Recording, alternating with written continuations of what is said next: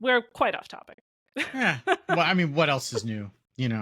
I mean, it's delaying us from talking about Rogue, so I'm fine with it. But yeah, it's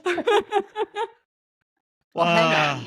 What you've written something that you were playing lately. I don't think you have ground to stand on. Oh, okay. Listen, I was doing show research is what I was doing. Welcome to episode 511 of Concede, a Hearthstone podcast dedicated to making the competitive side of the game more accessible to you.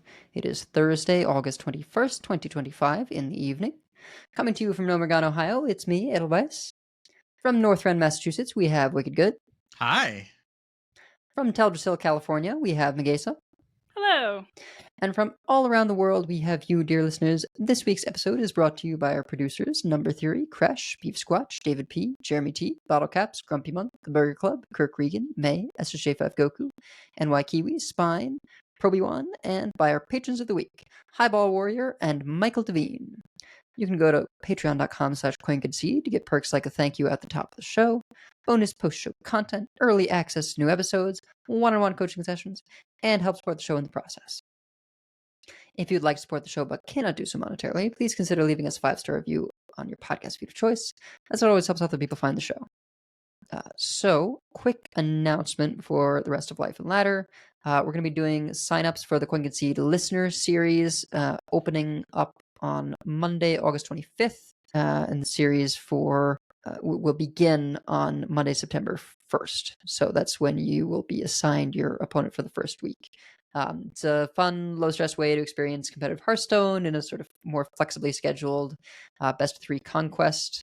There's going to be 4 to 5 weeks of Swiss with 1 match per week, followed by a top 8 playoff. Title for this expansion series is TBD, but we'll work on that. I'm sure be influenced by the mini set. So, Life and Ladder. I cast a playoffs, as we mentioned last week. That was cool. Great. The meta's weird.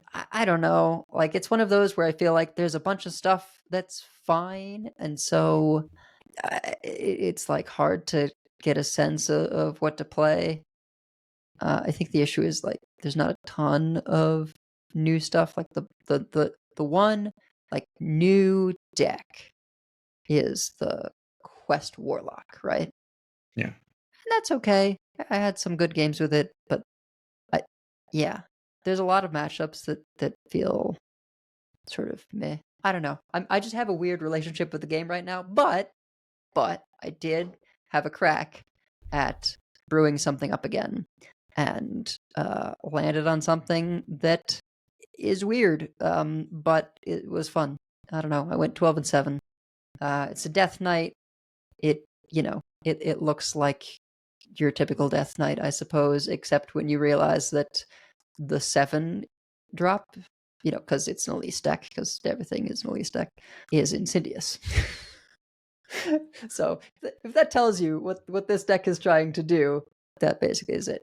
Scarab Keychain, honestly, it just like feels really, really good when you get it on 1 and is like whatever when you don't. But I honestly feel like just getting the turn 1 of Morbid Swarm or Scarab Keychain is really, really nice. And the fact that Keychain will also give you a 2-drop is great for a deck that like wants to be, I don't want to say aggressive because it's got Corpse Explosion, but proactive maybe? Tempo focused and proactive. Yeah. We remove the opponent's things while developing our own.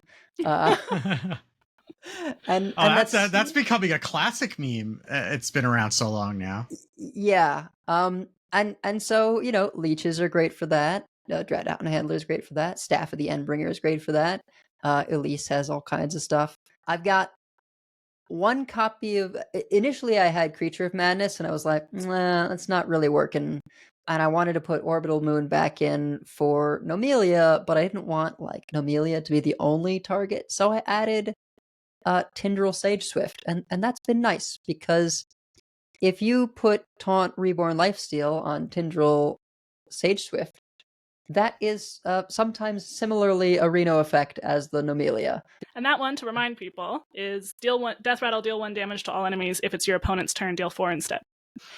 Yeah, really, really nice. The downside is it can be red carded, right? In a way that Amelia cannot, but it's cheaper. Is that better than the 6/3 dinosaur? Doesn't that cost 6? Oh, I thought Tindril also cost 6. Oh, that's less. No, Okay. Tindril is 4.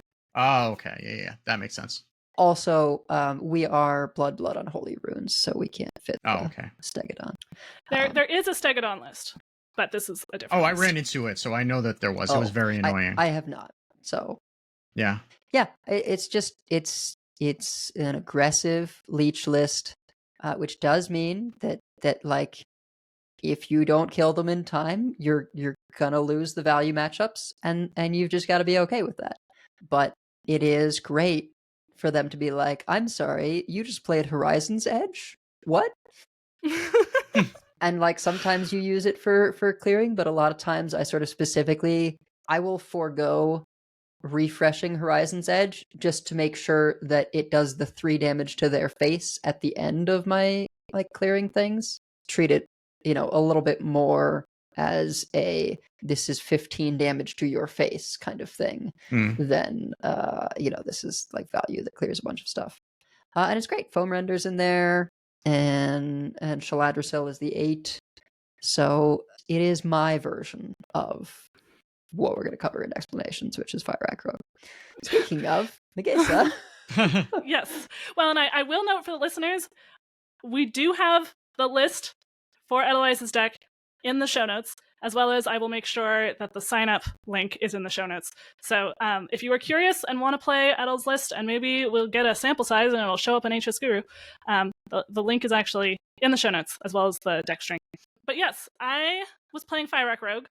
After the show last week, Edel made a joke that we'd have to cover Fyrakk Rogue this week, and that Wicked was going to just like find a way to skip the episode. I'm here. I'm still here. Again, probably against my better judgment, but I am still here. Then we had the patch, which we'll talk about in a second, and Fyrakk Rogue has been extremely popular, especially higher in Legend. Edel said, okay, we should probably actually really cover Fyrakk Rogue. And Wicked's like, I guess. And I was like, okay, I will play a rogue. I was nervous because it's a rogue and it's me, and it's like turned into a rivalry at this point. But I've actually really been having a lot of fun with it, and I'm like 70% right now with it over a decent number of games. So, although not as many games as I would have had if I didn't have one game earlier today against a druid that was 27 minutes and 18 turns, I did win after all that, which was good. But then I was afraid to play another game because I had something in like 20 minutes, and I was like, what if I face another slow deck? It was some sort of slow arcane spaceship druid. I'm still not quite at Legend, and a lot of people who have higher MMR but are not at Legend yet have decided they don't care and are playing all kinds of wackiness. I ran into a Whizbang, and I've been seeing a lot of Shaman. The Nebula Shaman is a real deck, but Whizbang is not really a real deck. So I mean, it's a lot of real decks. They're just not decks that you're going to climb with. Like, I would imagine that you have a lot of aspiring funky monkeys at those MMRs below Legend at this time of the month. I think that's probably what you. I mean, that or people who just like, oh, I want to try to take Whizbang to Legend because that's a challenge for them. Like, it's something different. Or you have people who want to be Funky Monkey and are not quite as good at it as Funky Monkey are, and then are just kind of trying things to try to make them work because they don't want a net deck or whatever. And or just don't spend as much time playing to get those extra wins. But yeah, it is, being Funky Monkey is hard. I will give him a lot of props. So I don't know if I haven't seen a lot of the like Quest Warlock that I know has gotten really popular in Legend because it's kind of a counter to the Rogue and apparently to Death Knight, Wicked was telling me. So, but yeah, I've been seeing a lot of like aggro. I've been seeing a lot of Shaman. I have seen some Death Knight, some Warrior. But the Fyrakk Rogue, for whatever reason, we'll talk more about it in Decksplanations, but it's been clicking more than Rogue decks usually do for me. Even though it's a slow word deck, I'm still, unless I'm facing an aggro deck, I'm playing for tempo as much as I can, right? Like, you're trying to cheat out 9-drops as early as turn 6. You're trying to kill them with Fyrakk. I did have one game where I took the double battle cry off of Fyrakk. We had someone in the Discord who said that when he when they tried that, Fyrakk ate the imp on their entire board and fatigued them. But when I did it... Don't try this at home, kids! I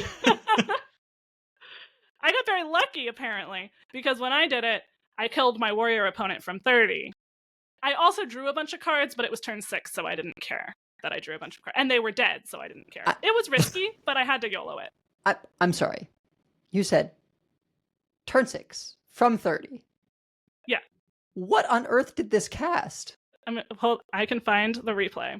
It costs like Firelands Portal and the like deal 3 to face. And then deal again. No, you're saying like the deal 3 and summon like cinders? That one? Yeah, let me see. I found it. Because one in that situation I was thinking was like, that happens and then you Hellfire. So it like kills the cinders. Yeah. And then you Firelands Portal and summon like no Muncher. I feel like you need that level of stuff. Okay, so it turns out they were at 26 because I attacked with something first. So they're at 26. Okay. Oh, so you're cheating. And then it shot a lot of like a couple of flame geysers. It's hard to tell on the replay. Like 3 flame geysers, a Firelands Portal, another Firelands Portal. Okay, yeah. You're also getting 40 mana's worth of stuff, so... Deal 3, another Firelands Portal, and another flame geyser. I got lucky. Yeah. How much mana does it do? Well, if you get double Battle Cry, it's 40. Oh, that's why. Yeah. Okay, double. Yeah. Right. Yeah. Dark Yeah. Gift, double battle. Yep, that'll. Yep. So if you do that, you either die to fatigue or you kill them. Yeah. Yeah.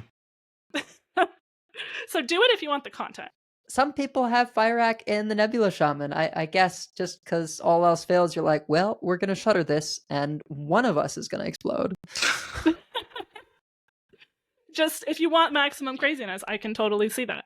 But yeah, it's can be surprisingly aggressive. Apu feels great, especially if you do run into a faster opponent. I totally ruined a Beast Hunter's day because I got Apu early, and then I was running a version with Web of Deception, which not all the lists are running. So I had 2 Shadow Steps and 2 Web of Deceptions. So I had like 4 turns in a row of Apu. Then they left. That's fair. That doesn't happen every game versus the aggro. But they did what you're supposed to do in that situation, which is just leave. If it would be nice if they pressed the concede button, that would be better than just leaving. But I think that they did concede, actually. Oh, yeah. okay. That's good. That's better. Yeah. Yeah. That was respectful of both of our time. I know usually I'm supposed to root for the aggro, but this time I've been playing the Fyrakk Rogue. And then life stuff, it's the second day of the new teaching semester. I've got pre-algebra and calculus AB, AP calculus AB. So that's my math. And then I've got English 6, so 6th grade English, and AP English literature. So it's a very back and forth kind of teaching schedule with very different students, but should be fun.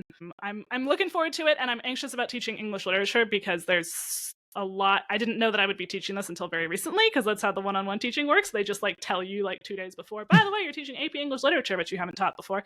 You're going to need to find a lot of readings real fast. We need ancient literature, we need some poetry, we need some short stories, we need some contemporary literature, it's like a whole list. Don't you just read Jade Eyre like 4 times and then call it a day? Isn't that basically what that is? Wuthering Heights is one of the suggested ones, which is also Bronte. You throw in a Different Shakespeare Bronte. play and you're good, right? I mean, that's basically it. You did it. Like I read Beowulf, but that wasn't an AP. That was just junior year English. Beowulf is a good option. That's definitely that's a fun one. And I have a graphic novel called Beowulf from Zach Nice. Wienersmith, the SMBC cartoonist, and it's like a kid's story of Beowulf where all of the characters are kids, but Grendel is an adult who turns kids into adults when he touches them and steals all the fun. Dark. Oh man. wow. And it's actually very well done, and it kind of imitates the language, not the difficulty exactly, but the sort of like poetic style of it, which I think is actually really fun. It doesn't dumb it down for kids. I'll put a link to that for anyone who's interested, but so that might be a good one. Quick aside. I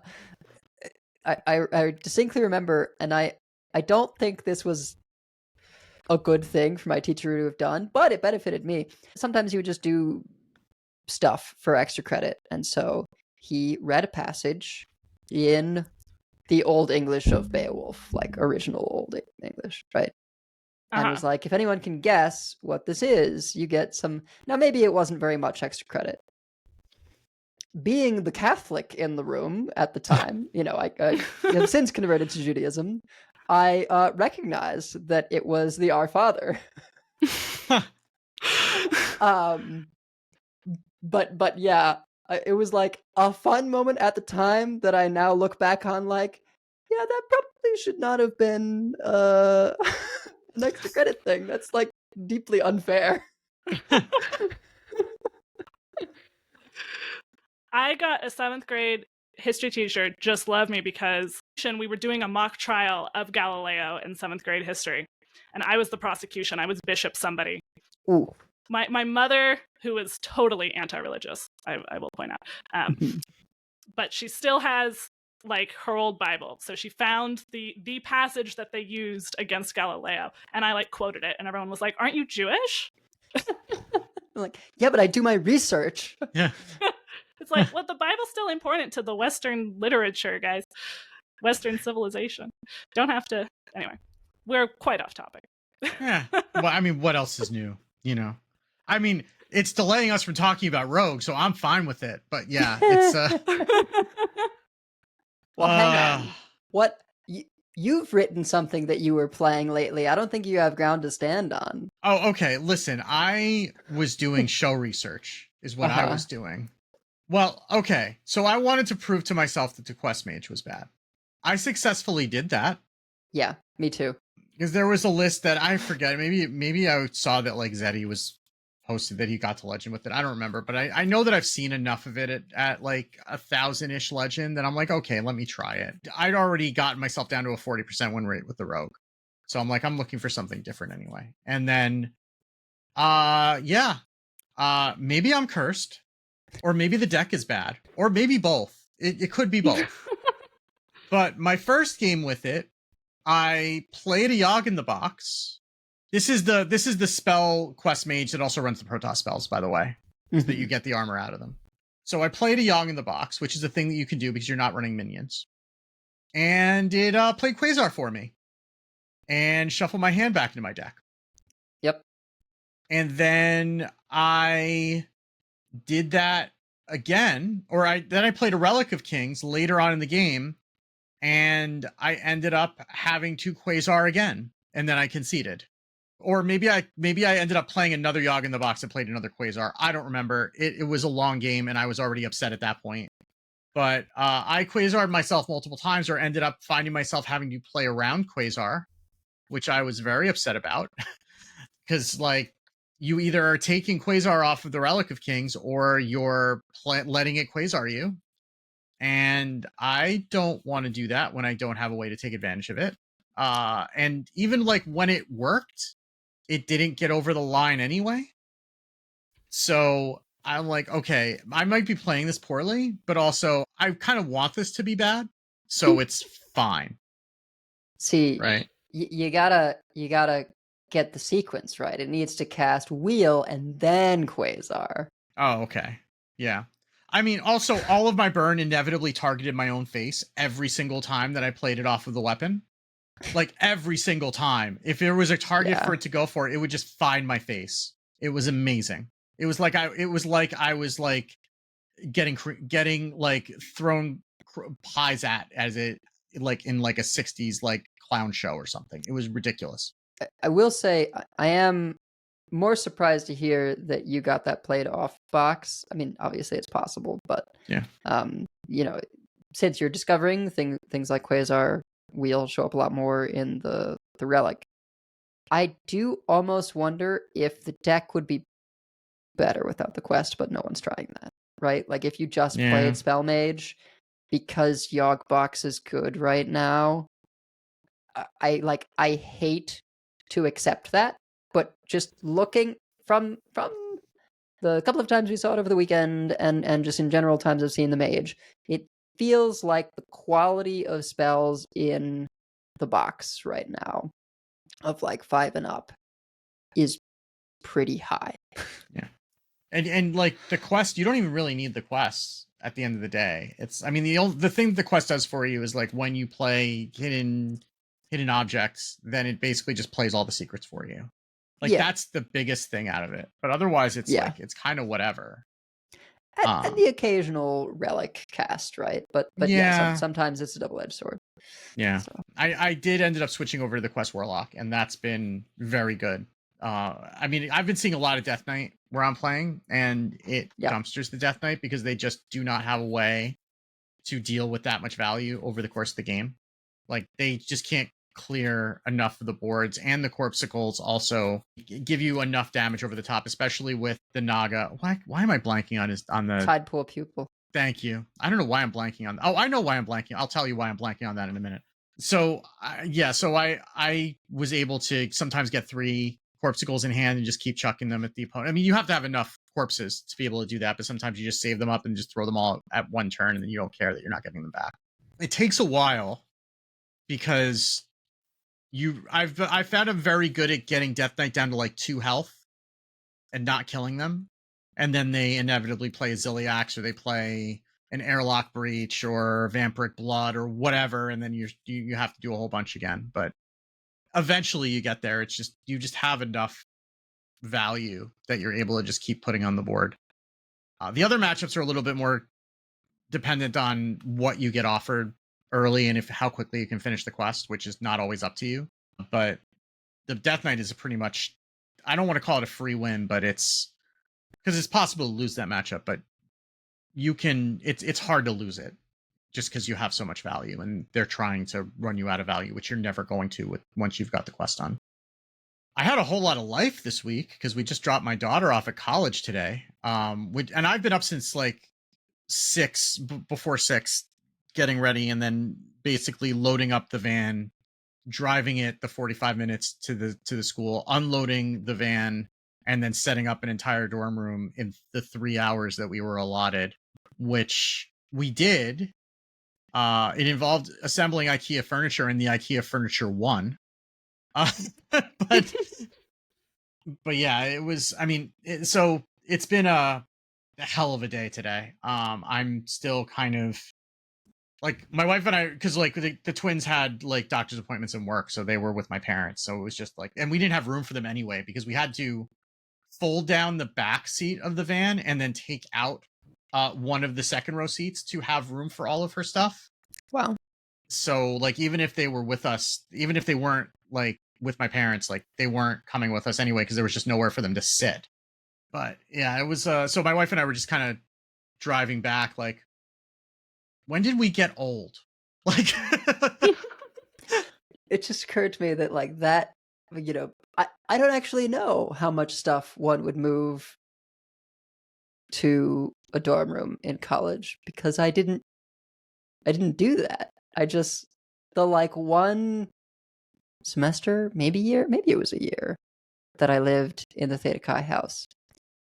It was still like not that many miles from my house. So like I could do multiple trips if I wanted to add more stuff to my room. It was not like well, that's what we told her. We're like, you don't have to bring all of your worldly possessions, but then also there's like all this furniture and like schemes that we've concocted for storage and everything else. And it's like, I mean, at least we didn't have to rent a U-Haul, but it was it was a lot today. And everything hurts right now because of, you know, assembling said furniture and setting everything up, and then, you know, and then we had to just say goodbye to her, and hopefully that goes okay, and we'll find out. But yeah, so anyway, why don't we talk about Hearthstone?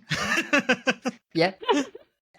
Oh, also, I on an unrelated note, I finished Final Fantasy 16 over the weekend also, and that is very, very good. So nice. You are making much better progress on game completion than I am. Yes. I have slowed down considerably. Well, and the Trails in the Sky FC remake demo came out last night. So I haven't gotten to play that yet, but that will be my reward for surviving today after we're done recording, I think. So because my younger daughter and I are both need to compare notes on it. So anyhow, but that is a topic for a different show, and we are here to talk about Hearthstone. So we should do that. Gadgets and Gazette always gets the scoop. So we do not have a ton of news this week. Well, we do have a lot of tournament to discuss, but not a lot of news. So what we did get was on Tuesday, we got patch 33.2.2, which is mostly Battlegrounds updates. But we do have some balance changes for standard as well. The dev comment being, well met, we want to share a quick update covering two things, a small set of balance changes in the current status of quests. The meta features a wide variety of decks across classes and strategies, balanced well against each other, so we've avoided major changes that could disrupt things ahead of the mini-set launch. Instead, we focus on a couple of play patterns that needed adjustment. A Mirror Sill has been the strongest card in Druid since its release, especially in Alonius Druid, where it fuels the OTK game plan. This change slows it down and makes it riskier to keep in the mulligan. And Reserve Spot has been enabling explosive early turns in hand buff hunters, so we've made it a bit slower and more measured to reduce those blowouts. We've been following community discussions around the power level of quests and appreciate everyone who's taken the time to share their thoughts. Our goal this expansion was to bring quests closer to the level they reached in their first two appearances, rather than the overperformance seen with quest lines in United and Stormwind. For that reason, we're not making further quest buffs in this patch, but we'll continue monitoring their power level following the mini-set. So maybe we talk about that part first before we talk about the actual things that did change. I don't even want to make a whole discussion of it because I feel like we've done this a bunch. Yeah. But the main thing is, like, this is a baffling goal to me. Yeah. Like, totally fine with, like, timing wise, we can expect a mini set coming up. This is not the time to be doing a bunch of balance, yada yada. That's fine. But just saying that they're happy with where quests are is weird. It's just weird. I don't like. I think previous times when we say, oh, well, not a lot of the quests in original Journey to Ungoro were that good, we mean like they were like 40-something% decks. Not like if they were bad, they were 42 to 40. Like, you could play them, but it wasn't optimal. They weren't like 30s. Well, the Agoro Quest Priest probably was, but other than that, yeah. Sure. But and a lot of them, ended up sort of having their moments or whatever at various points. And if we think of, what was the next one? Saviors of Uldum, its quests, like, again, I think we would be content if it's like, oh, there's a couple of quest decks that are for sure meta decks, which I guess right now is Warlock and Mage, which not on my... I've seen the odd Murloc Paladin. But I don't even know that I would call Quest Mage a meta deck right now. I think it's playable, but I don't know Sure. that that's actually even a meta deck, honestly. Yeah, if we look at Legend in order to have a high enough sample size. So Quest Paladin at Legend on HS Guru is 51.6, Quest Warlock 54.4. I guess stuff slowed down Quest enough Spell for Paladin 49, Quest Warrior 49.2. Right. So those are the ones that they're comfortable with where they are in the meta. But then it drops off a cliff, right? Well, I liked United and Stormwind. I thought that, there were the Warlock quest was silly and needed to be nerfed a number of times. The Mage quest punished playing minions, and that was a problem. But I don't know. I also had to buff loved Quest the Shaman Mage and quest. Stormrun. I don't remember being as excited about quests in previous expansions as I was in Stormwind. So I'm actually a little bit of the opposite opinion. I know Stormwind was very controversial, but I think it gets remembered sometimes as like bad when I think actually it's controversial. Yeah.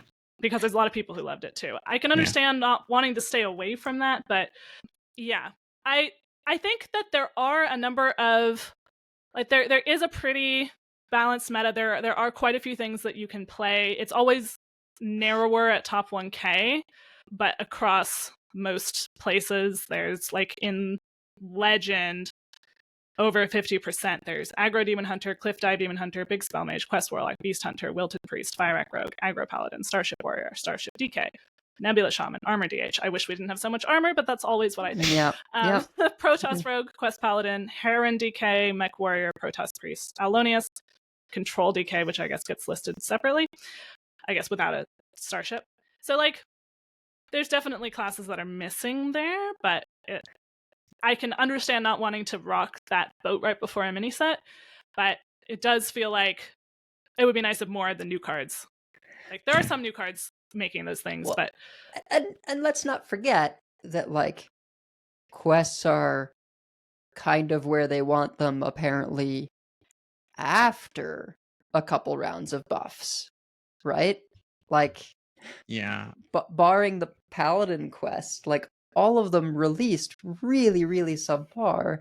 And yeah, as you say, a lot of folks, you know, myself included, who may have some negative feelings about Stormwind, I think we're still having fun playing with the release of Stormwind, which did not happen as much here, right? Because the excitement died very rapidly when it felt like we were getting punished for trying the new cards, right? You sure weren't feeling punished for trying the new cards in Stormwind. Yeah. I went like 95% on day one of Stormwind. That probably wasn't fun for my opponents, but it was memorable for me. And again, Yeah. I do think a lot of it was more support cards even than the quests themselves, right? Like, we could have powerful quests without Flow, Rod, I forget the Shaman shock overload innervate thing. Right? Oh yeah, Lightning Bloom. Lightning Bloom. Yeah. Yeah.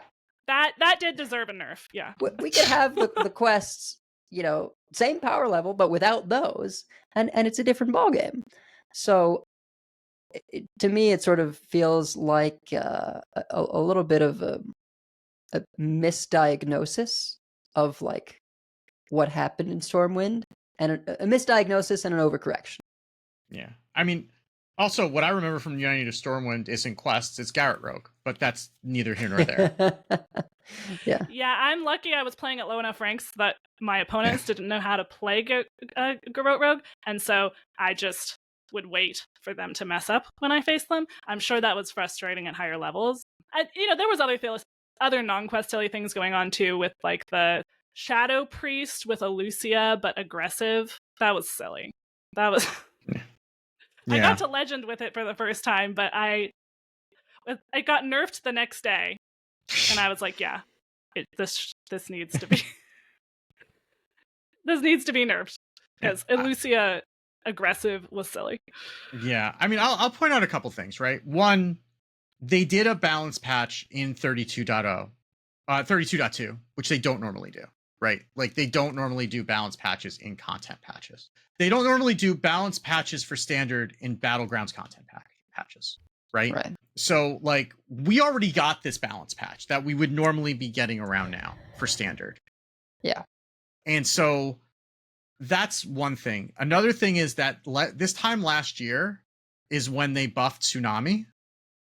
And then they released the mini set, and then they had the second tourist in Mage, and then all of a sudden we got Big Spell Mage, and that was everywhere, right? So I'm okay with them not buffing a whole lot of things. I'm okay with this decision.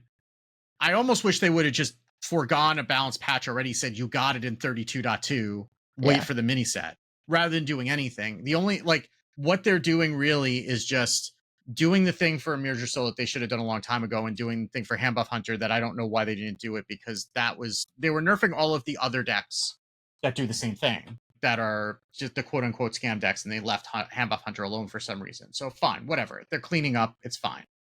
But, like, the design goal is, like, what are you supposed to do with those cards? Like, that's the problem that I have. And I know I've also said this on the show several times, but, like, the reason you design a card to not be competitive is because you have someplace else for it to go.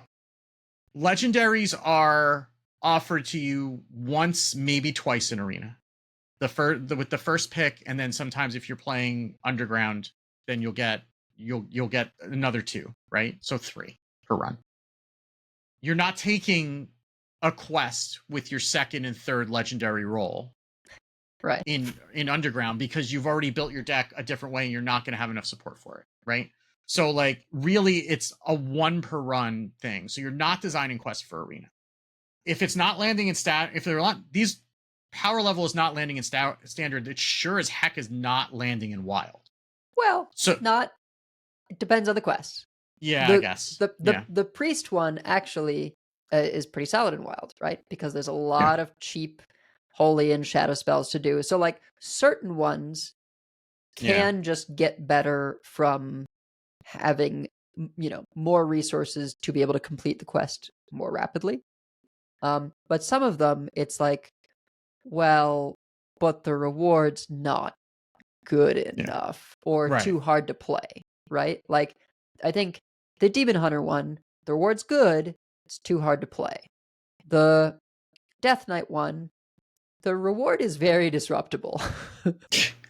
Now, we don't have a lot of disruption right now, but it's like, it is a bit challenging to complete, and then it is kind of hard to play because it doesn't have immediate impact on the board, and is like just sort of fine once you've got it in play. So the Death Knight one is like, and that's a format where Shard of the Naru is legal, right? So right. Like yeah, but like the Priest one has a huge impact, and you can get extra copies, right? And so if you can just complete that quest very quickly, it's good. Yeah. But they've also said they don't design with Wild in mind, right? Right. So like exactly. that's a happy accident. But like, so maybe one of the quests is playable in Wild. Great. But then like, where are the rest of them supposed to go? Like, we don't have a casual format. We don't have like any formats with alternate deck building rules where some of these things might shine, right? Like Twist was sort of that thing sometimes. And when it was doing more modern things, and like the dual class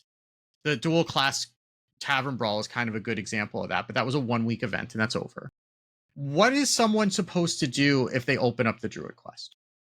Right? If that was the power level that it was designed for, what do you do when you open that? Like, why design it if it's expected to not landing in standard and there's nowhere else to use it? I think that's, and I'm not saying that they should make every card competitively viable, but I am saying that like, we don't have other ways to use the cards.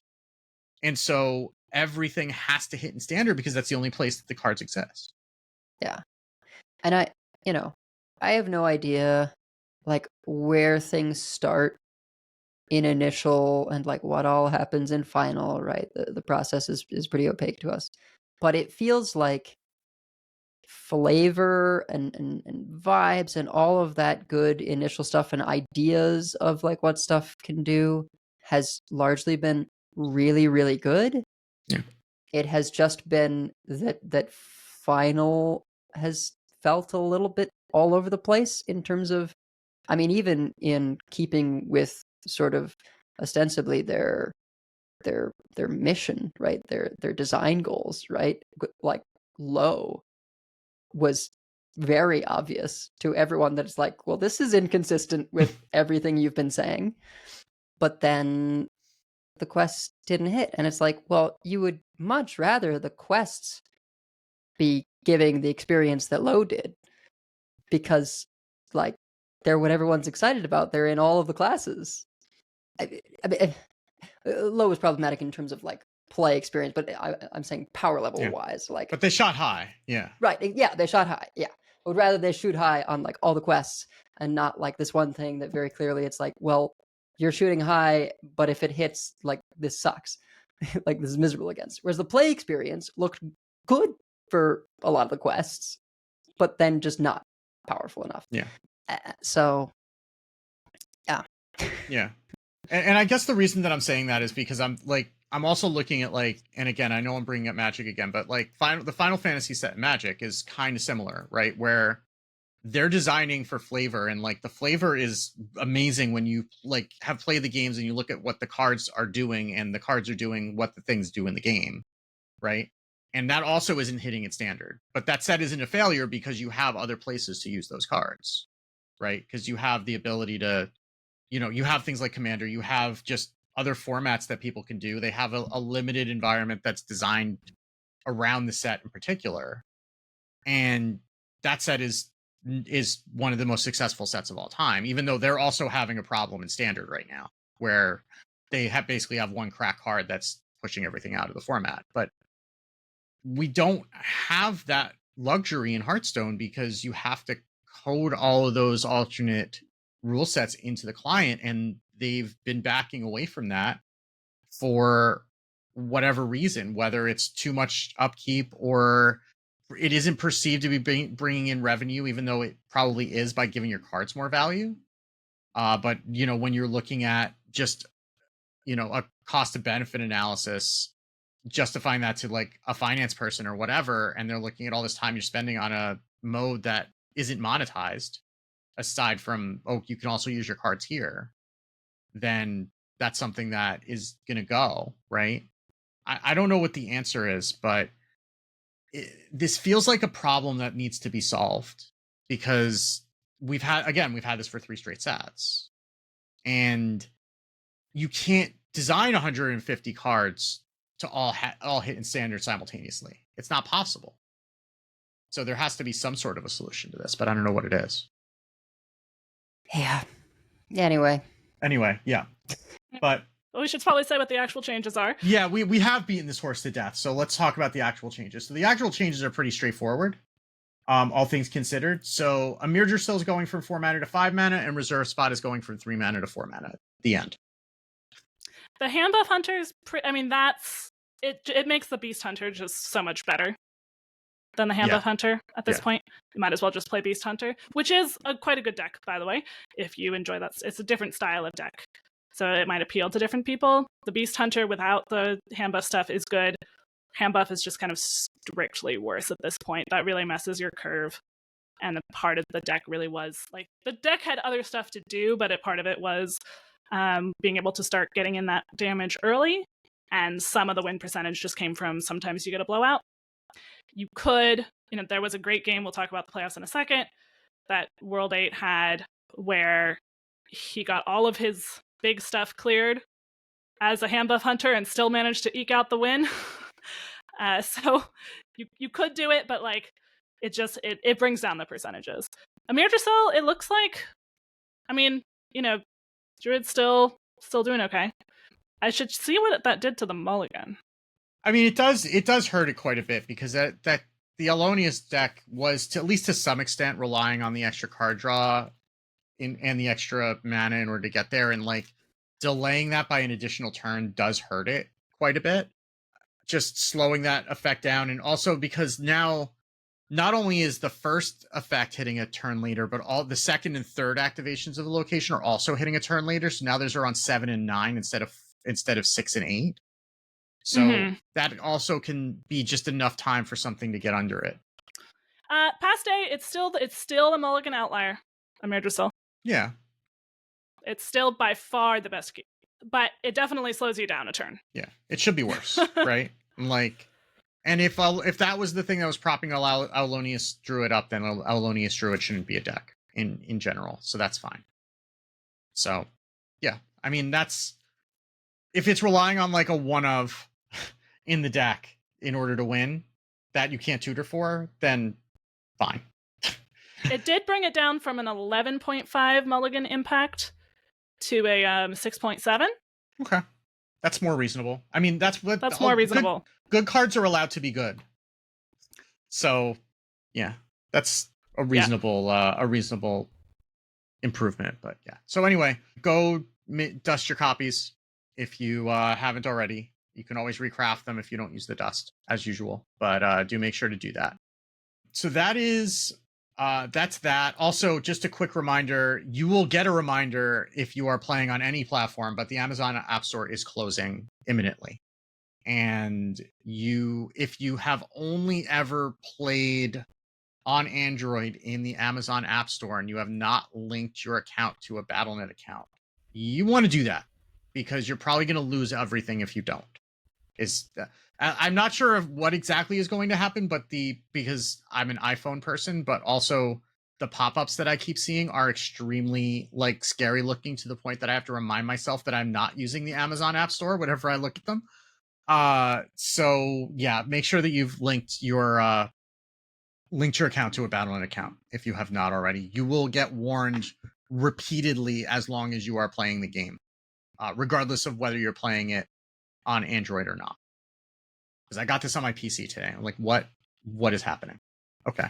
So that's news, but we also have some tournaments to talk about because I heard there was some sort of a playoffs this past weekend. So we should talk about that. It's the Grand Tournament!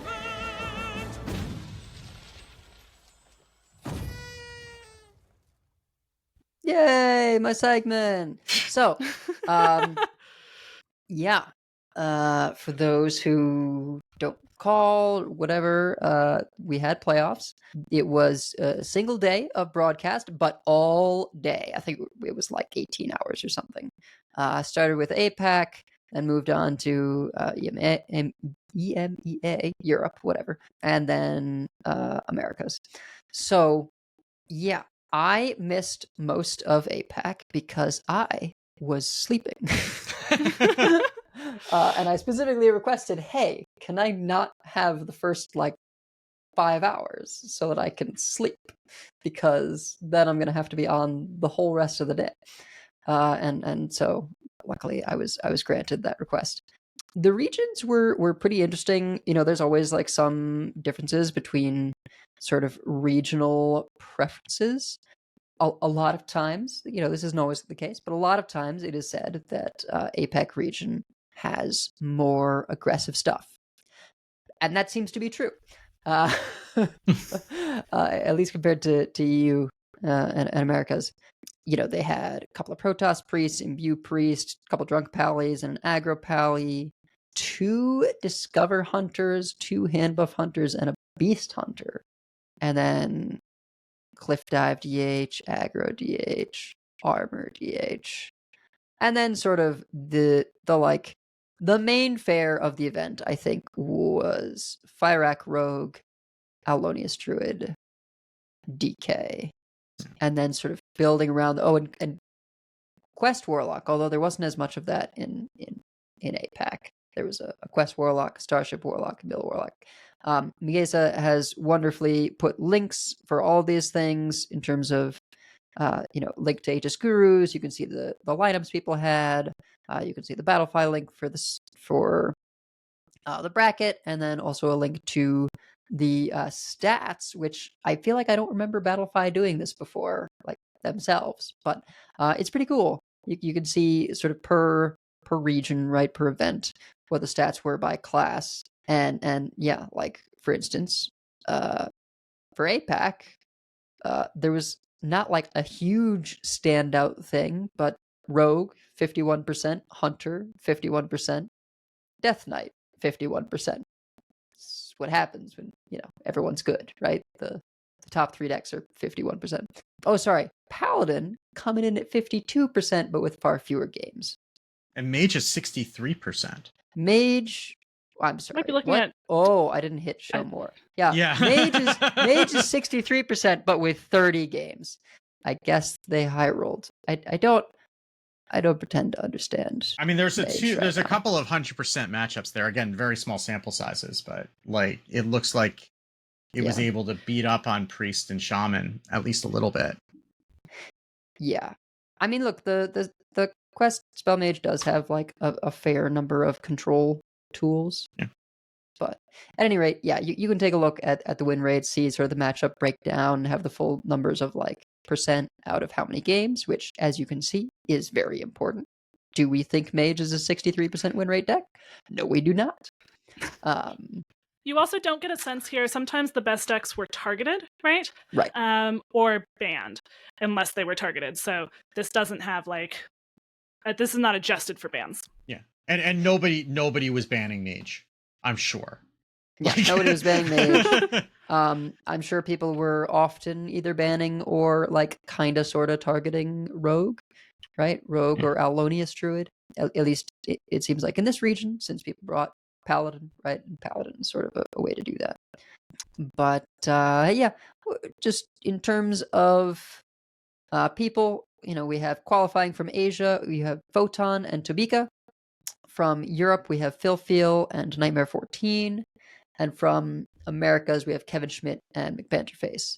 Of these, the names I know are basically Banter and Tobika, which to me says that this event is doing its job, right? That like the whole point of having sort of an open into a playoffs like this is to get some fresh names besides your typical ladder grinders.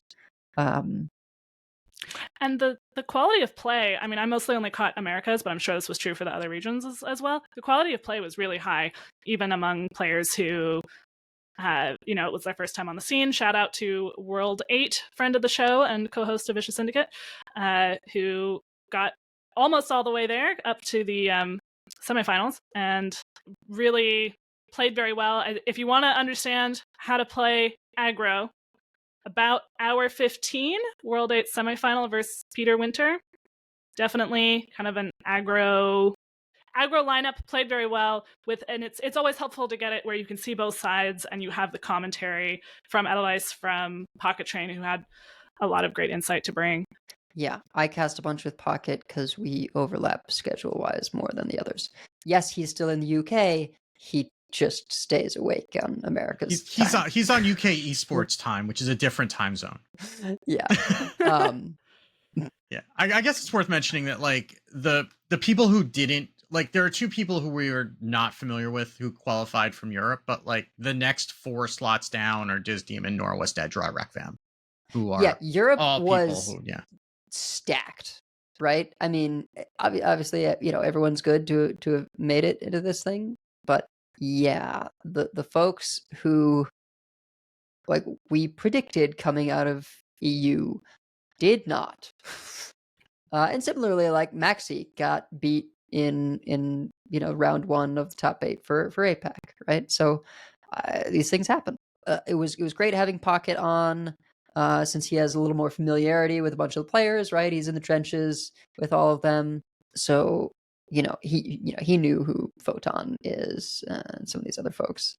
Quick shout out to LQY Dog, who we asked, or I guess TJ asked, how do you pronounce the name?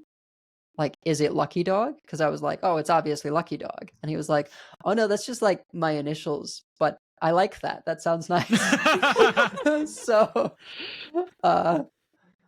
yeah.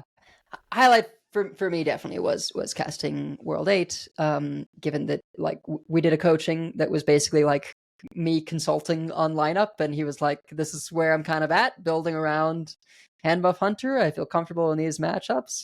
We sort of settled on, okay, we're doing a target of Alonius and sort of target Fyrakk Rogue as much as possible. Branched out from there. I was like, you gotta consider Aggro Paladin. I know it looks like an arena deck, but the matchups are what they are. And he ultimately ended up taking my advice. He said, while it didn't play out on screen, on broadcast, it served him very well in the Swiss, right? Because there's a whole bunch of Swiss that leads into this top 8, right? 6 rounds. And he also had, and if you've been seeing this on ladder, I think this is why, he had a bunch of oh god, what's the name of this pirate? Customs Enforcer? Or Customs Enforcer, that's the one. There was a joke I didn't want to make in the esports Discord about Customs Enforcer being brought by an Americas player and it being very strong into the meta. Yeah. We'll leave the rest of that joke as an exercise to the reader. But yeah, it's very good when you're trying to beat rogues who are specifically trying to get coins off of Metal Detector, and the Quest Warlock gets the stuff out of the location. Yeah. Alonius Druid, I would assume it gets a whole bunch of, it gets the drinks as well as, yeah. Yeah. It's like, there's some matchups where it's not quite as good, but like, wow. I mean, the rogue, like, as we'll explain, the whole deck is Sandbox Scoundrel into stuff. And if you can't play the mini Scoundrel, you're gonna have a bad time. Like, yeah. Do a quick shout out to Banterface, who I know the ladder was really tough for him for this time through, and he put on a great performance and made it through, and look forward to seeing him in the Masters Tour. I did appreciate Pocket disclosing his bias in that match, saying, well, obviously I want my friend to win, but also if he loses, I get to mock him mercilessly. Yeah. It's so good. I believe Banter was the only person 6-0 out of Swiss to make it through. Actually 8-0 on the entire event, which is insane. He had some long games, right? Definitely held us up. We were like making really good time going into Americas, and then things slowed down because Americas likes Starship DK. It's not even like that much more Starship DK than some of the other regions, but yeah, things went kind of long for the first half of America's region. And yeah, it was great. It was so many matchups. So like, I am a little overwhelmed to try and say specific matchups to watch. But if you don't have time for everything, I'd say pick a region and just like watch one of the region's top 8s, right?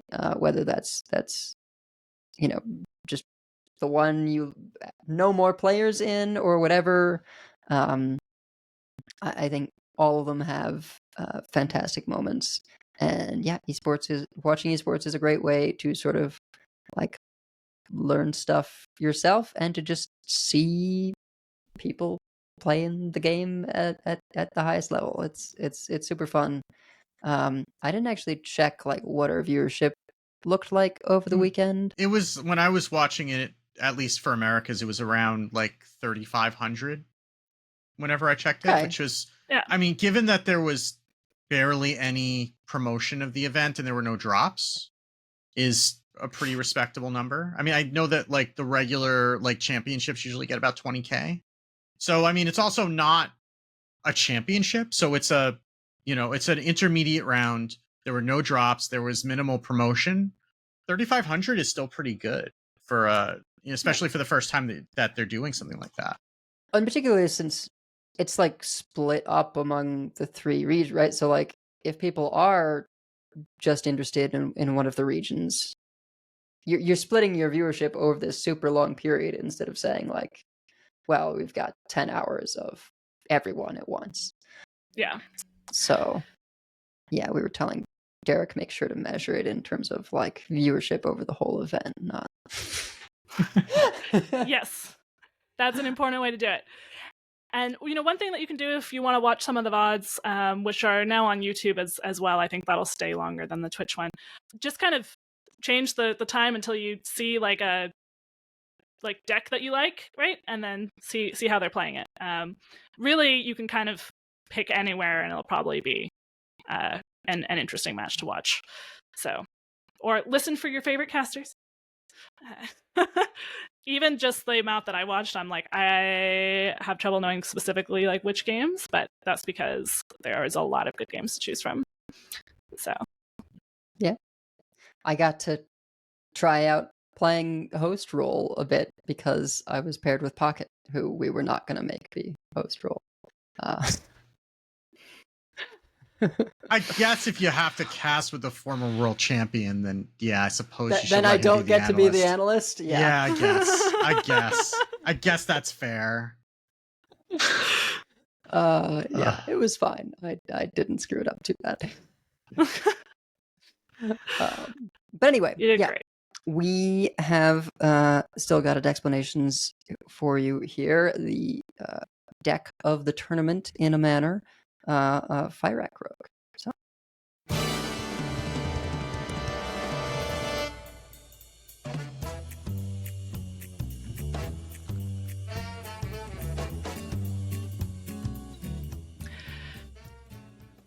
All right, so we are talking Fyrakk Rogue, and this is a deck that you have probably seen and we've been talking about, but just to make sure we are all on the same page. Fyrakk Rogue, it runs Fyrakk.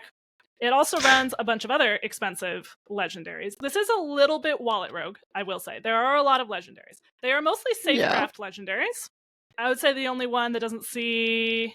Like, Apu is, Rogue only, and Neralex doesn't see a lot of play in other places, but like Ziliax, Ysera, Fyrakk, Ashamain Rogue only, but it's been good in multiple decks, Shaladrisil, Elise, Grifta, and Xavius. If you have a lot of legendaries, those are likely legendaries that you have. But what this deck really is, despite being called Fyrakk Rogue, is it is really a sandbox scoundrel deck. And Fyrakk is one of the things that you are cheating out with Sandbox Scoundrel. So Sandbox Scoundrel, of course, is the 5-mana pirate that discounts your next card by 3. Make sure that you order your coins correctly if you're playing any coins. And then the Sandbox Scoundrel makes a mini that also discounts the next card you play by 3. Yeah, so definitely order your preps, order your coins correctly from that sense. There is a lot of ordering to go on here. We also, we have a lease because we have 0 through 9 on all of the lists. So, and that can be really flexible. If you're facing something more aggressive, you can get the little rushers and just try to survive. If you're facing something a little longer, you can like make big minions by copying. You can discover spells, you can give yourself attack, all the things that Elise can do. Usually you're discovering the 5 cost because that's a nice curve. And you actually don't necessarily want to go forever. I did have that 18 turn game that I won. It only took 18 turns because Fyrakk was the bottom card in my deck. I had run out of everything else and was waiting for Fyrakk as my last ditch effort here, and it was the very last card. But luckily they couldn't kill me, so I had time to wait. But oftentimes you're actually killing quite a bit earlier because you're cheating out like a Twin Perfect Ziliax, you're cheating out Fyrakk, you're cheating out Ashamain, and then just killing them with their own deck, which is very frustrating for them. You have Shaladrisil, of course, to do Shaladrisil things. You have Grifta in most versions of the list to do 6 damage or steal something, which is really great against starships. Or even more aggro decks, because then you can clear something, or you can just... I smorked down an aggro deck every once in a while. It is possible. It's more tempo focused than it looks like, given that half the deck costs like 5 or more. And we've got 4 9-drops. Because the 9-drops really cost 6. Well, at least the first when one. You're drawing right, they cost 6. That's the sometimes you draw the wrong end of the deck and you're looking at like the Bizarro World version of a Miracle Rogue hand where everything in your hand costs 9 and you have 3 mana. Sometimes you can cheat out with if you get a bunch of coins from the weapon and O Manager, you can coin stuff out. If you didn't get Sandbox Scoundrel, that's obviously not ideal, but I have done it and won that way. But yes, it is possible to draw the deck upside down. For this reason, World 8's tech was to run Raiding Party, because Raiding Party draws pirates, and Sandbox Scoundrel is a pirate. And he was also running Customs Enforcer for the reasons that Edelweiss mentioned, where it's really good in the mirror. So if you're seeing a lot of other Fyrakk Rogue, that's something to consider. And it's in other lists on HS Guru as well. Everybody's running Cult Neophyte, just to you can slow down a lot of decks that way. Observer of Mysteries is in most of the lists. It looks like World 8 cut it. Oh no, he didn't. No, it's just lower down. Yeah. Yeah, World 8 cut the O Managers. Yeah. Okay. Which are kind of hit or miss, to be fair. So if you're more consistent on the Sandbox Scoundrel, then you don't need the coins as much. Right. Yeah. So most of the lists run, so the lists that are kind of flex, most of them run Creature of Madness. The list that I was running cut that for Web of Deception. Not all the lists are running Web of Deception, but I did really like it because first of all, I could do like Apu versus aggressive decks, or you can bounce Observer of Mysteries more if you just are like needing to stall. But in a more grindy matchup, you can have more Ashamains or more Fyrakks, or more Elises or more Griftas. It just gives you 2 more things that give you value. Yeah. I do think I didn't realize what I was trading off there though, and I think a Creature of Madness list probably would have suited me better. It is nice to be able to do that 2-drop into 3-drop. Yeah, it does give you better early board. It is totally possible that that's a superior list. And there are versions that run both. So like World 8's list has both Creature of Madness and Web of Deception. Yeah. Because Creature of Madness does give you more early game. He's cutting Xavius and Ashamain for those, to be Right, fair. yeah. Oh, okay. So no Yeah. Ashamain. Interesting. Okay. Yeah. The point is to like be more aggressive, hit the ground running, make sure you hit your Scoundrel because it's the most important card in the mirror, and yeah, screw up other Fyrakk Rogues with Customs Enforcer, which is a pirate, right? So raiding party hits Scoundrel and Customs Enforcer. So it's not a dead card later. Right. Yeah. Yeah. So that it's also matchup dependent, right? Based on what you're facing. So if you're facing a lot of the mirror, then the tech from World 8 makes more sense, right? He's going into expecting to see a lot of that mirror. If you're not, you might want to do something else based on the kind of matchups that you're seeing. Ashamain is fun. I will say that. But if you don't have Ashamain, you can play it without him. You don't necessarily have to craft him. Some lists have been running, none of these lists that I put up here, but some lists have run Demolition Renovator. I don't think it's the highest win rate card, but it's mostly against other Elise locations. Yeah. And Amir Dracel. Yeah, and the temporary minion location from Warlock, it also hits. Yeah, that's sort of a sideswipe, but yeah. But I mean that does slow the Quest Warlock down significantly if you blow that up. Sure. So there are options there, and then some copies are running Nightmare Fuel, which is, if people don't remember what that is a 1-mana spell. Discover a copy of a minion in your opponent's deck, combo with a Dark Gift. I think that's just another way to get a little value that can help in the early game or help in the long game, depending on what type of deck you're facing. I haven't played with that card, but I've noticed it's in a number of lists. I played with that card some. It's fine. It depends on what you're facing. It is another combo card to discount with Space Rock Collector. Is probably the other reason that it's there, and it just give you some incremental value. It depends on if your opponent has stuff worth stealing. Like sometimes you end up with a second Fyrakk, and that's pretty good if you can play it. Sometimes you just end up with just like a bunch of jank, and you hope that the dark gifts that are attached to them are decent. But you do have to pay attention to the dark gifts on that in the Creature of Madness. Like it is very easy to just click on the creature, on the minion, and not look at the dark gift. Like if it is a +4/+5, put it on top of your deck. That, and again, this goes for any time that you're dealing with dark gifts, but it's especially here, like not getting the card in hand is sometimes not worth it, depending on what you're getting, especially if you need the thing right now. Sometimes you're playing Creature of Madness to be able to have a creature to play that turn. You do need to pay attention to that, because if you put it on top of your deck, you're going to be sad a lot of the time. Sometimes it's not the end of the world, but you do want to be at least doing that thoughtfully when you're doing it. And like things like, well, double battle cry, sometimes you get it. Like even it won't put it on a non-battle cry minion, but sometimes you'll get it on a minion that doesn't care. And you want to be paying attention to those types of things too, and just making sure that you're looking at the whole combination, not just the minion that you're getting. Or sometimes the Reborn, might be sort of mediocre on a small minion, but it's great if it has taunt or something, or it has a death rattle, or charge. It really depends. Like I've won a couple games with a charge Ziliax from my opponent's deck, or from Xavius, which has been fun because that's 12 damage.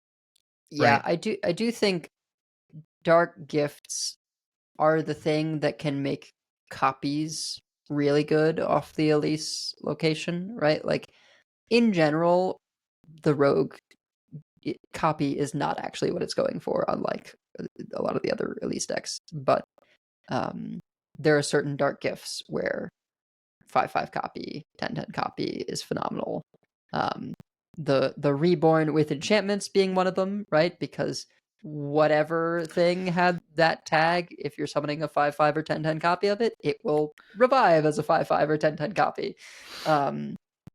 And then of course, Divine Shield, Wind Fury, great. Charge, great.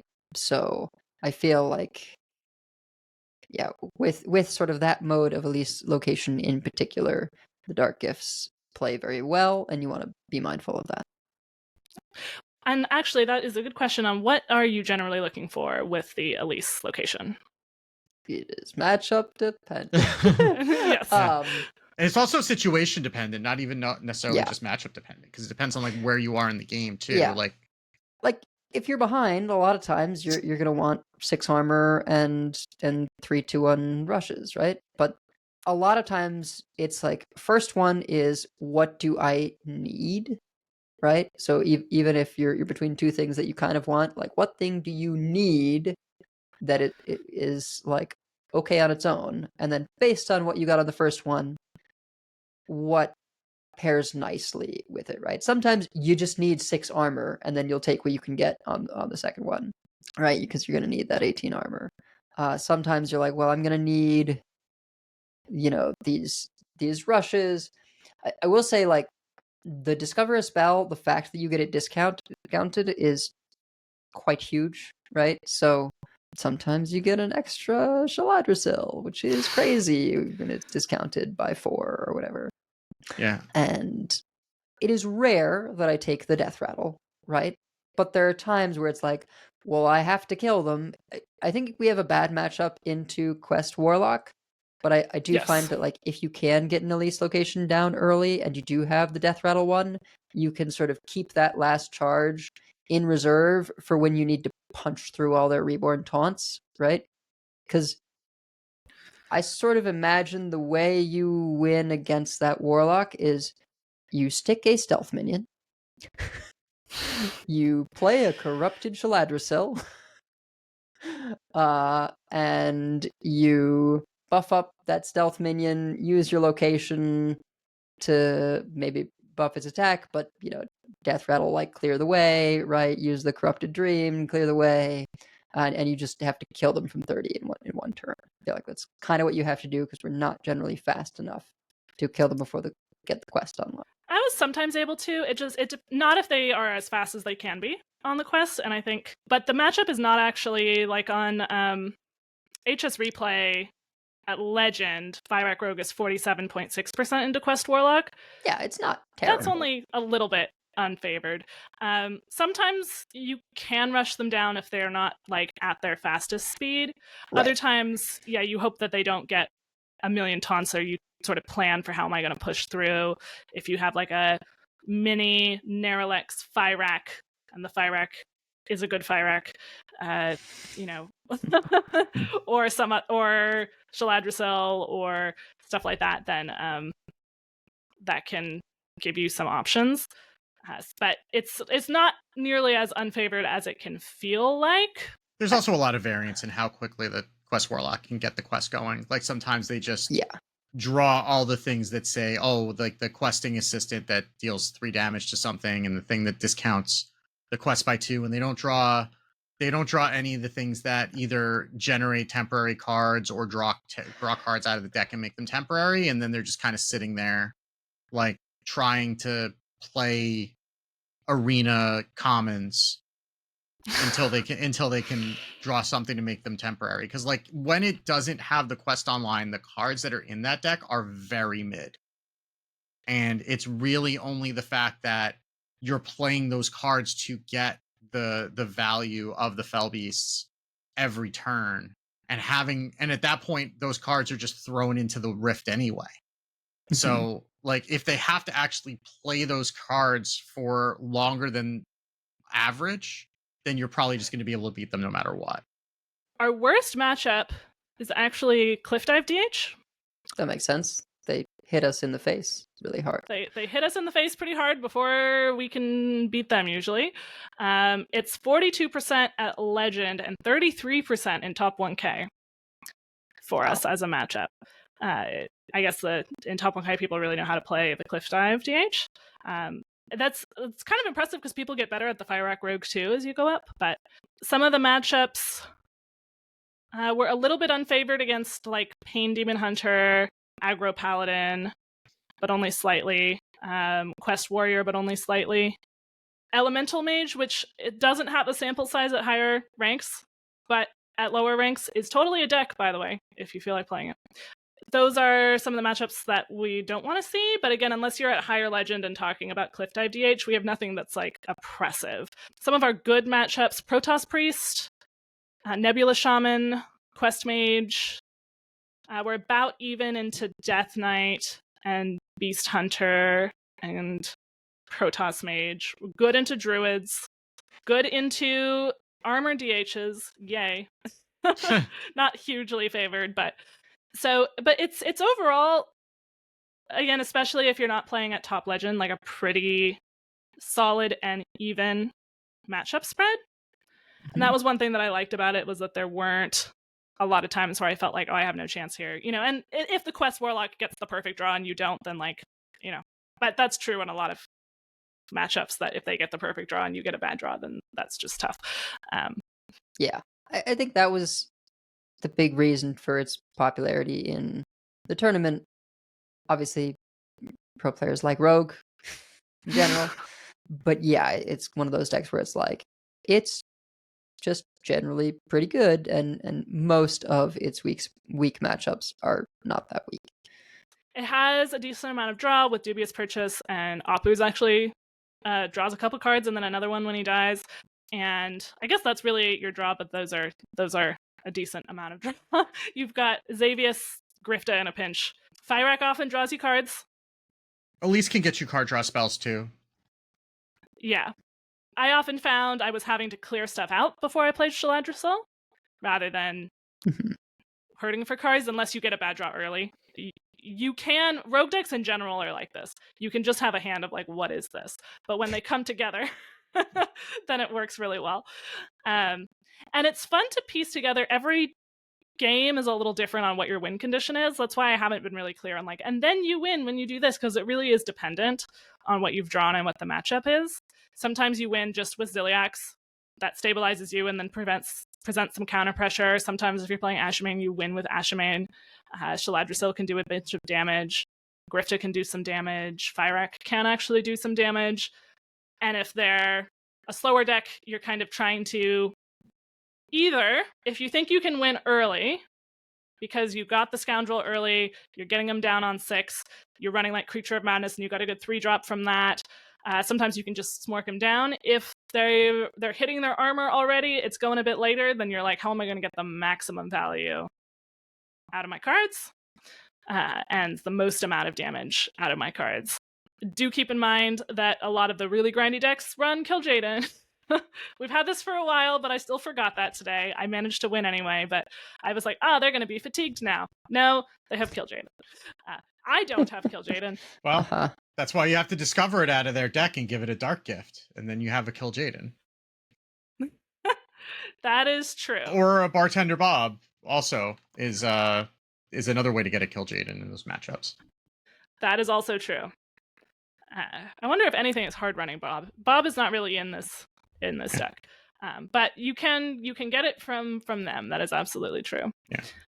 I just realized that there are like a lot of diamonds that you can run in this deck. Like Ysera, Fyrakk, Naralex, Elise. I have Signature Shaladrosol also. If you went all in on spending $158, you have a signature Opu that you can put in this deck too. I was gonna say, yep, that as well. Opu is like my only not golden or signature card in the deck. That's kind of a badge of honor, really, when you think about it. I mean, I could craft it golden, but yeah. For context, by being a caster and a content creator, Edelweiss gets the packs. Yeah, I'm not spending that money. They hand me the regular bundle, the mega bundle, and the sequence bundle, which is the one that gets unlocked after you have the first two. Yeah, I get the rewards track. That's the thing. In my head, I'm pronouncing that as sequins, just because I like the idea of it being just covered in sequins. So I did purchase the Prep Shadow Step signature bundle, which I guess also had tests, but it's largely Prep Shadow Step. I didn't buy that because that would have been literally throwing my money away. So yeah. Yep. Yeah, I find Prep can get you an early Shaladrosol, or just any other time that it seems, it's really good with Dubious Purchase. Those are kind of the two main things, but any time that you see a good use for it, you can use it if you're running the O Manager it works with that. Yeah, you don't. I wouldn't keep prep, and you don't need to be unless maybe you have it like with dubious purchase, and you're facing something where you think that's going to be a good early play. Prep dubi are nice together because then that replenishes your hand well. You can play dubious purchase, by the way, if they're not playing minions. Like, remember, it draws without the combo. You can just play it, and get your 3 cards. If there's nothing for it to kill, you're not being pressured, kind of by definition. So you can get your cards. I think the only thing we haven't mentioned is that like Narlex is in the deck to get you a Fyrakk down a turn earlier, and you generally want to plan around that with coins or Ysera, right? Like, yeah, you can Ysera with it also. It's I think it's really just like you need a 7. Previously, it was Marin, and it was like, well, but we don't have hand space. It's like you've got too much going on, particularly with people running Ashamain, that I think it was just like, well, Narlex is a thing you can do to, get Fyrakk down earlier or get Ysera down earlier, and like that is good enough when it happens. And a lot of the time, not all the time, because it's a Yogg effect, but a lot of the time, it just means an extra 7/7 on your Fyrakk turn, or is it right? It's just more pressure. Yeah, and they'll sometimes prioritize killing it more than they really should because they're like, oh, they're gonna get another dragon down for 1. But there's one other. You only have one more, and it's Ysera. It's fine. Yeah, I think the other thing that I would mention is just like be aware of what you want to do. Like, you want to get the Scoundrel down, but then you should try to have some sort of a follow-up after and order your play around that. Like, you don't have to. You can just jam the Scoundrel on 5 and say go, but like, you have a metal detector. Maybe you save it for that turn. Maybe instead of like waiting a turn, you coin it out, then play the metal detector after the Scoundrel, something like that. Also, if you want to shadow step the Scoundrel, that's a thing that you can do to kind of get a bigger discount. Just play something in between. Like, it sounds like an obvious thing, but don't go Scoundrel shadow step. That's not the play. Shadow step on the mini. That's what I meant. I meant on the mini. Yeah. I meant on the mini. Yeah. One thing on Narlex, sometimes I do play Narlex with Ysera because she gives you 3 crystals. Yeah. And so you can do something else this turn, not necessarily play Fyrakk, but like you can do something else this turn, and then you can play your 9-drop just like for 9 mana if necessary the next turn. Like, if I haven't found Scoundrel, especially, I'll like use coins to get Narlex Ysera, and then I just have enough mana to play things the normal way. I would argue most of the time you should be shadow stepping the Scoundrel mini. Yeah. Like, unless you really need the value or you're trying to get more damage out of Fyrakk, the Scoundrel mini is just so important and powerful for this deck. And like, when you've got the engines running, you have enough value, right? Ashamain fills your hand. Shaladrisil most of the time fills your hand. You just need to grease the wheels in terms of playing things, and the Scoundrel mini is what does that. Also, since it's just a 1/1, it's not like you're actually removing meaningful stats from play. So you can do stuff where you do a mini play and then you shadow step the mini and you just hold on to it. And of course, since it's a 0 cost mini, it's even more powerful. But whereas, if you shadow step a Fyrakk, well, then you don't have a Fyrakk in play, and that's a big minion that you could have had out there to pressure. So I think, and something you definitely see in playoffs is like people step mini a lot. Yes, if you want examples of how to play this deck, it's all over playoffs.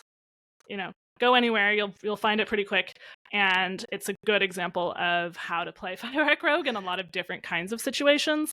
The mini helps you get the early pressure, right? Like, against the really big armor decks, we don't really want to go super long against them most of the time. I have one going long, but that's not really what you want to just like be getting your big step down before they can really get themselves fully going.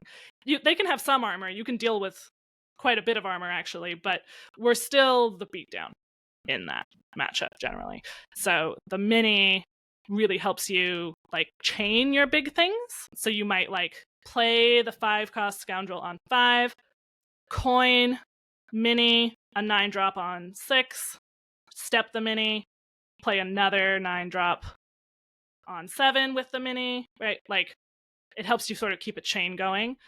Or later on, it lets you play like more than one expensive thing all at once, or it lets you like play the Shaladricel and then also play 5 damage to the whole board or just the enemy's board on the same turn, stuff like that.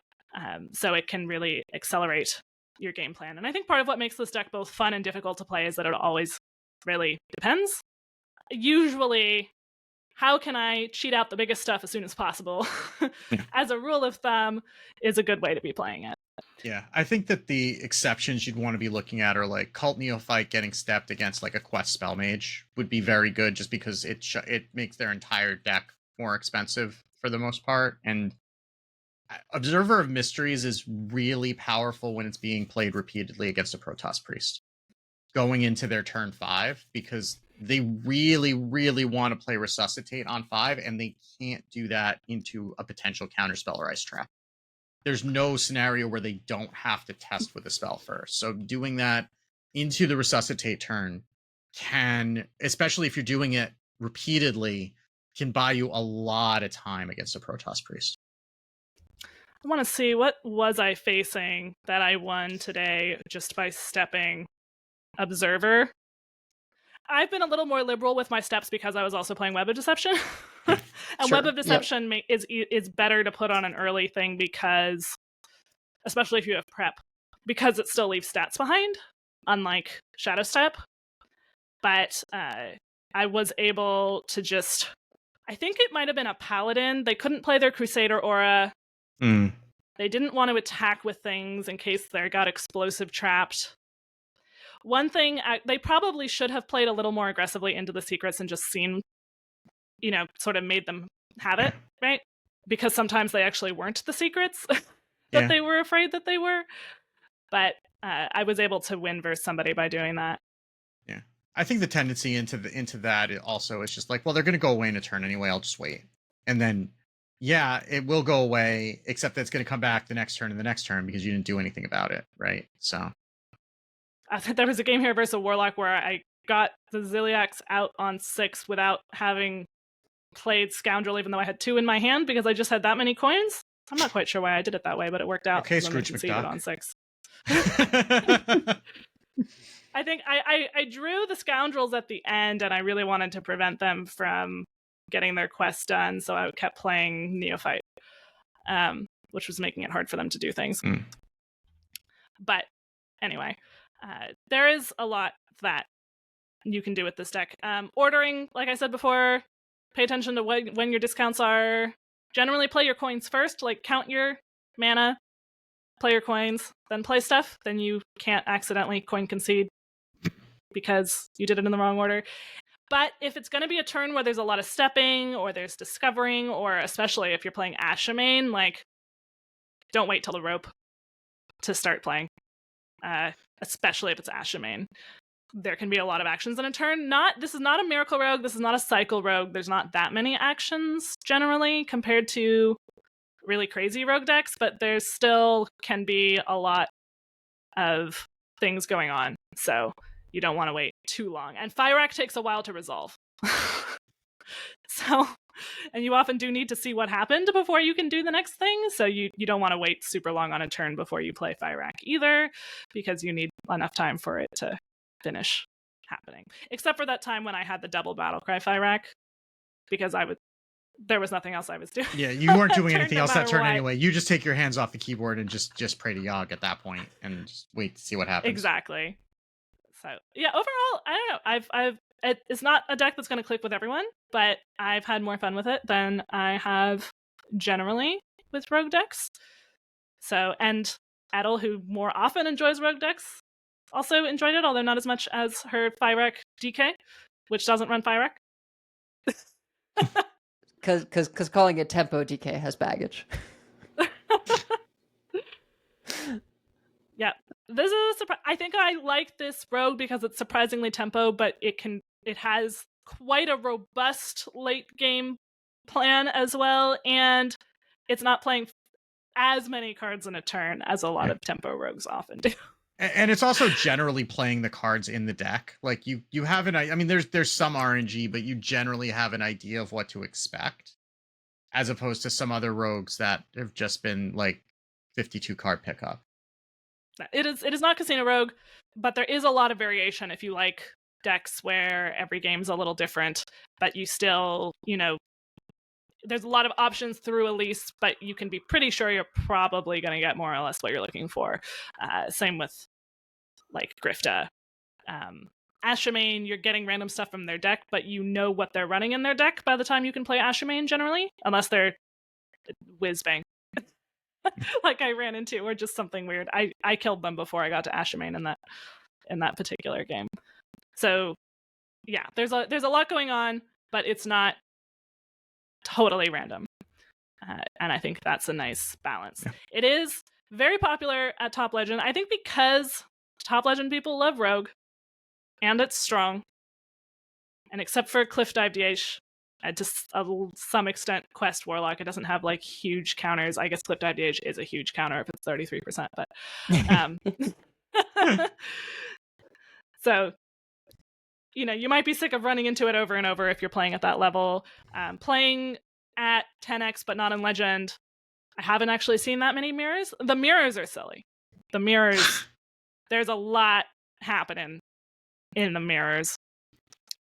You could, if you're seeing a lot of mirrors, go the World 8 route and just try to be faster. Or you could be like, I'm going to just Ashamain their stuff and then play more of it.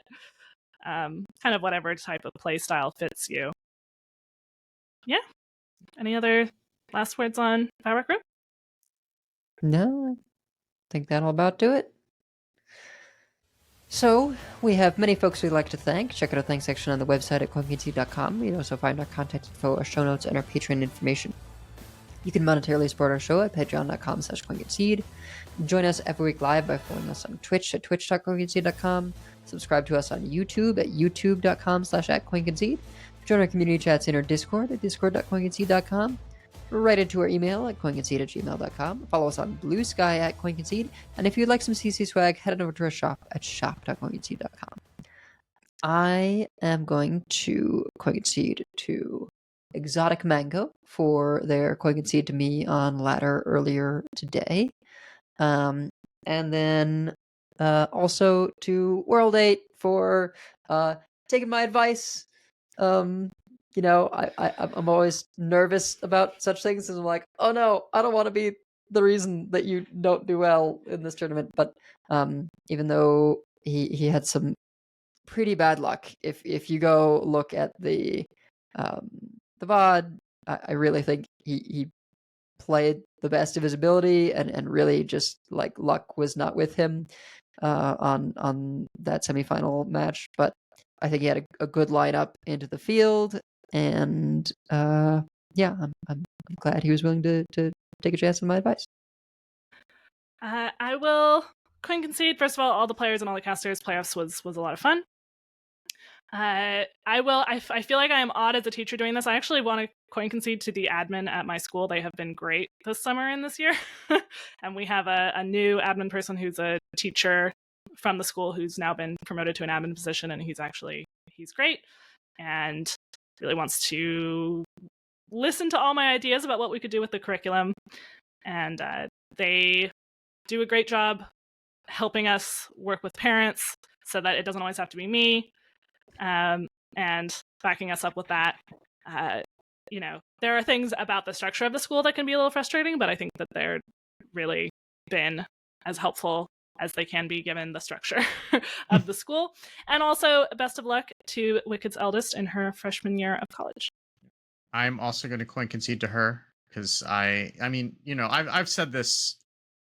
I'm sure I've said this before, but when again, not knowing that I was autistic at the time that we got the autism diagnosis, we didn't know we were getting here. So, and she's really worked hard to do all the schoolwork that she had to do and do all the extra activities and extracurriculars and everything to get there. And, yeah, and it was very weird eating dinner at the kitchen table with 4 chairs in front of it this evening, which we have not done probably since she was 2. So yeah, that was weird, but we're proud of her and she's gonna kill it. And yeah, and you know, she's not that far away, so I'm sure that we're gonna be taking her friends to Costco shortly. Because the only thing that gets you more friends at college, at least at that college, because this is the same college that my wife and I went to, the only thing that gets you more as many friends as having a car on campus is having a Costco card. So yeah, that'll work out. But yeah, that's gonna do it for us for this week. So until next time, keep calm and don't shadow step your scoundrel before playing something else. And if you see us on ladder, coin concede. Coin concede. Coin concede.